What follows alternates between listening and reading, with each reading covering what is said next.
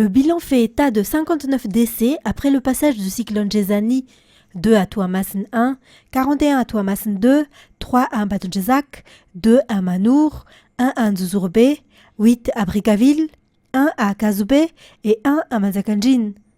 15 personnes sont portées disparues et 804 ont été blessées. Concernant les sinistrés, 423 986 personnes issues de 104 706 ménages sont affectées. 16 428 personnes ont été déplacées, dont 11 468 hébergées dans des sites d'accueil et 4 960 accueillis chez leurs proches. Les dégâts matériels sont également considérables. 27 756 habitations inondées, 49 129 maisons endommagées, 25 044 totalement détruites. Des infrastructures publiques ont aussi subi d'importants dommages, 563 salles de classe endommagées, 142 partiellement détruites, 76 totalement détruites. 11 CSB1 et 17 CSB2 ont été partiellement détruits. 2 hôpitaux CHU ainsi que 7 bâtiments administratifs ont également subi des dégâts. Au total, 25 districts ont été touchés par le cyclone Jezani. Les produits de première nécessité pour les sinistrés de Tuamasin ont été placés en priorité par l'Association des femmes chinoises d'outre-mer de Madagascar. Parmi les dons figurent notamment des tôles pour la réfection des toitures, des lits, ainsi que divers articles indispensables au quotidien. Le montant total de cette aide s'élève à 97,5 millions d'ariars. En complément, une somme de 10 millions d'ariars a également été allouée pour venir en aide spécifiquement aux ressortissants chinois résidant dans la région Atsinanan et affectés par le passage du cyclone Jezani. C'est l'association des femmes chinoises d'outre-mer à Madagascar. Étant donné que le cyclone Jezani vient de passer à Tuamasin et que le ravage a été important, les femmes de Madagascar se sont tous alliées ensemble pour un don de matériaux pour la région de l'Est, étant donné pour aider la population à se rétablir le plus rapidement possible. On espère pouvoir contribuer à l'amitié sino-malgache et à la population malgache pour les aider dans cet événement qui touche tout le monde, qui touche aussi les femmes chinoises à Tananarive, et on espère que Tamatave se rétablit le plus rapidement possible. Selon les explications, ce geste de solidarité s'inscrit dans le cadre du renforcement des relations sino-malagasy. La répartition de l'ensemble des aides sera assurée par le BNGRC. La commune urbaine de Tuamasin est déjà à pied d'œuvre pour aider la population à évacuer les déchets et les troncs d'arbres accumulés. La municipalité, dirigée par le maire Alain Andjiafan Mezantsou, travaille jour et nuit afin d'assurer la remise en état et l'assainissement de la ville dans le but de prévenir d'éventuelles conséquences sanitaires et environnementales. Depuis samedi dernier, la commune urbaine de Tuamasin poursuit ses interventions sans relâche. Les opérations sont organisées autour de 3 axes principaux pour l'évacuation des déchets et des arbres déracinés, avec un appel à la mobilisation lancé par le maire. Les travaux se poursuivent jour et nuit dans toute la ville et ne cesseront que lorsque Tuamasin aura retrouvé son état normal, poursuit le maire. L'objectif affiché étant de reconstruire une ville unie, solidaire et tournée vers l'avenir. Un homme de 32 ans a été arrêté le mardi 10 février 2026 par la police nationale à travers le service chargé de la lutte contre la cybercriminalité à Anous suite à des plaintes déposées par 2 femmes pour viol, tentative de diffusion de vidéos à caractère pornographique filmées à leur insu lors de leur relation, ainsi que pour extorsion de fonds. Selon les résultats de l'enquête, le suspect entretenait une relation avec les 2 femmes. Il leur aurait administré des substances les rendant vulnérables et incapables de se défendre avant d'abuser d'elles. Il aurait également pris des images vidéo durant les faits. Par la suite, il les aurait menacées de diffuser les vidéos si elles refusaient de lui verser de l'argent ou de poursuivre leur relation avec lui. Lors de son interrogatoire, l'homme a reconnu les faits qui lui sont reprochés. Les forces de l'ordre ont saisi à son domicile l'ensemble des preuves liées aux infractions. Il est à rappeler que les infractions à caractère sexuel et les violences sexuelles sont sévèrement réprimées par la loi et passibles de peine d'emprisonnement. One Health constitue une approche collaborative en matière de santé publique. Selon les explications, la santé des animaux d'élevage, celle des animaux vivant dans leur environnement, ainsi que celle des êtres humains sont interdépendantes. Aujourd'hui, l'intensification des déplacements de personnes d'un pays à un autre accélère la propagation des épidémies. Madagascar n'est pas un cas isolé. Du fait de la mondialisation, tous les pays sont exposés aux risques liés à la circulation des maladies. Ainsi, la coopération entre tous les acteurs est renforcée afin d'assurer une meilleure coordination et de prévenir l'ensemble des menaces sanitaires. Tous les secteurs travaillent de concert pour harmoniser les actions entreprises et garantir un impact direct pour le bénéfice de la population.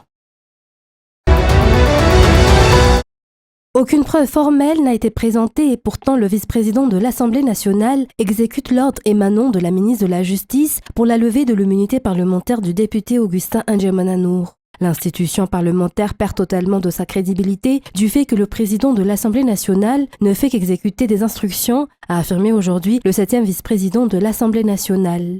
Il n'y a eu ni enquête et les accusations n'ont aucun fondement clair. Il s'agit selon lui d'une justice politique. Le vice-président de l'Assemblée nationale, Milavun Trilobert, a réitéré que cette persécution politique ne vise que les membres ainsi que les élus de la plateforme politique Irmar.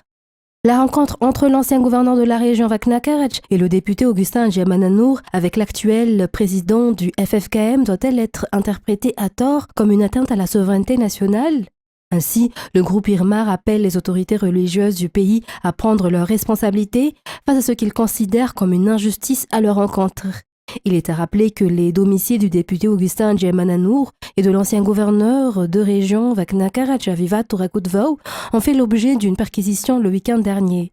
Cette opération a conduit à l'arrestation de ce dernier ainsi qu'à la procédure de levée de l'immunité parlementaire du député Irmar. Au total, 156 patients suivent un traitement de dialyse à la polyclinique d'Ilaf. Ils redoutent pour leur survie depuis la décision du personnel de suspendre les séances, effectives dès aujourd'hui. Cette mesure fait suite au salaire impayé du personnel de l'établissement. Le coût d'une séance de dialyse s'élève à 200 000 ariars. Or, ces patients doivent en moyenne effectuer 3 séances par semaine. Un traitement onéreux, difficilement accessible mais vital. Les malades lancent ainsi un appel urgent afin qu'une solution rapide soit trouvée. De leur côté, les employés de la polyclinique d'Ilaf ont également lancé un appel pressant. « Payez nos salaires », réclament-ils. Comme tout un chacun, ils ont des familles à charge et affirment travailler sans rémunération depuis 2 mois. Selon les informations, le 9 décembre 2025 est la date du dernier paiement perçu par le personnel de la polyclinique d'Ilaf.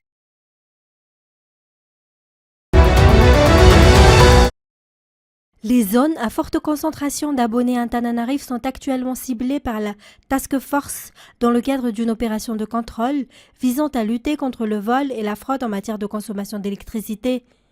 Selon le rapport officiel, 610 compteurs ont été inspectés au cours des 5 derniers jours. Parmi eux, 153 présentaient diverses irrégularités. 118 de ces compteurs affichaient une puissance non conforme au contrat initialement signé avec la société, ce qui a nécessité des ajustements selon le rapport. Par ailleurs, 27 compteurs ont été confirmés frauduleux après vérification en laboratoire. 5 cas de branchement direct au réseau ont été constatés, tandis que 3 compteurs étaient raccordés avant compteur. Dans ce cas, les câbles alimentant en électricité avant compteur ont été retirés et les clients concernés devront régler le montant de l'électricité consommée illégalement, selon les explications. Cette opération de contrôle contre le vol et la fraude se poursuit et devrait s'étendre à plusieurs quartiers d'Antananarivo. Le palais royal de Manzakamiadan sera restitué de son authenticité.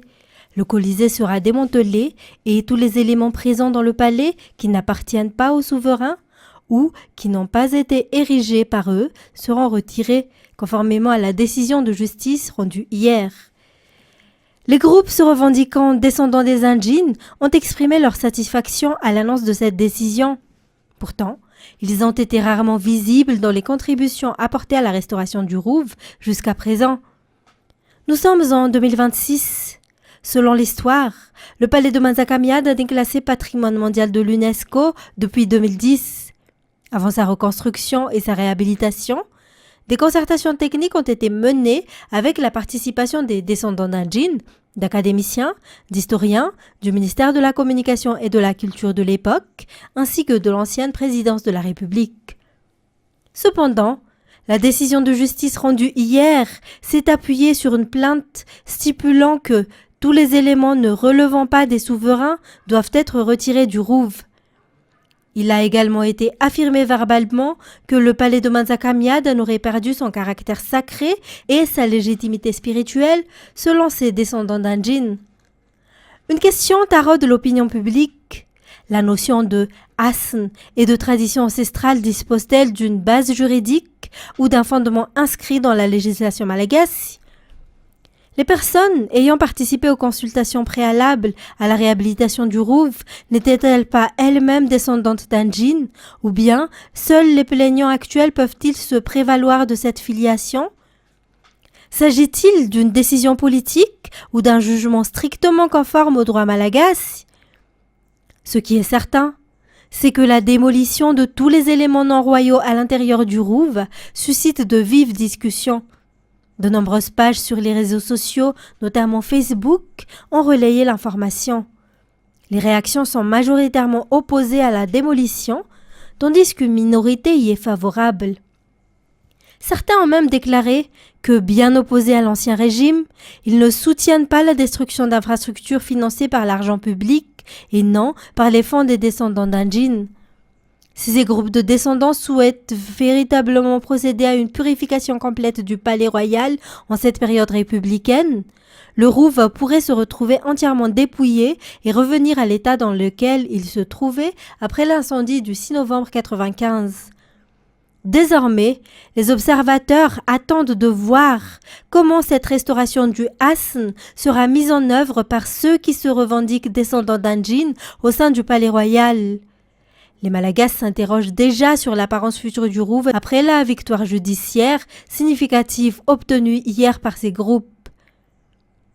D'après de nombreuses réactions, beaucoup se disent découragés et ne souhaitent même plus débattre du sort du Rouv. Le tournoi de foot des moins de 17 ans, organisé par Viva TV, Viva Football U17, est de retour. Les inscriptions ont débuté lundi dernier et se poursuivront jusqu'au 13 mars à l'Arena Ivanj pour les clubs et les équipes souhaitant y participer. 5 dates sont prévues pour les éliminatoires. Les 28 mars, 30 mars, 31 mars, 1er avril et 3 avril 2026. Tous les matchs se dérouleront au stade du CFFA à Indurand Foot du 28 mars au 25 avril. Bien que moins médiatisée ces derniers temps, l'épidémie de Mpox persiste à Madagascar. Selon le rapport officiel publié le 18 février par les autorités sanitaires, 339 cas confirmés ont été enregistrés dans le pays. 30 districts sont actuellement touchés par la maladie. Mahajang demeure l'épicentre de l'épidémie, avec le plus grand nombre de cas recensés. Il est prévu que les vaccins destinés à prévenir la Mpox arrivent à Madagascar demain.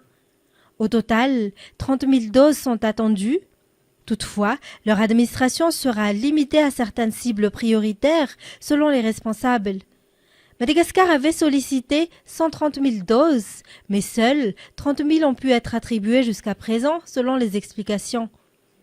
Les autorités ont également indiqué être toujours à la recherche de solutions pour obtenir des doses supplémentaires.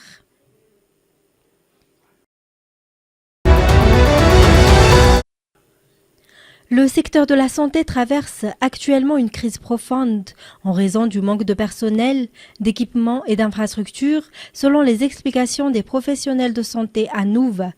Par ailleurs, aucune transparence n'est observée dans la gestion, notamment concernant le recrutement du personnel.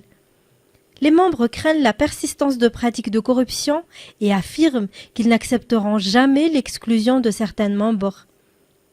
Le PSH menace d'organiser des manifestations si leurs revendications ne sont pas satisfaites. Selon eux, ils n'ont pas été entendus jusqu'à présent. Ils rappellent que malgré la gestion du ministère de la Santé par le ministre depuis déjà 4 mois, les problèmes majeurs restent non résolus. Afin de venir en aide aux sinistrés touchés par le passage du cyclone Gézani dans la région Est, un événement solidaire sera organisé pendant 4 jours au stade Mariama Massen du 26 février jusqu'au début du mois de mars. Selon les explications, cette initiative vise également à soutenir les entrepreneurs malagasy dans leur activité commerciale. Un tirage au sort a été effectué hier à Mamassen, permettant d'attribuer 20 stands gratuits aux entrepreneurs malagasy souhaitant participer à l'événement.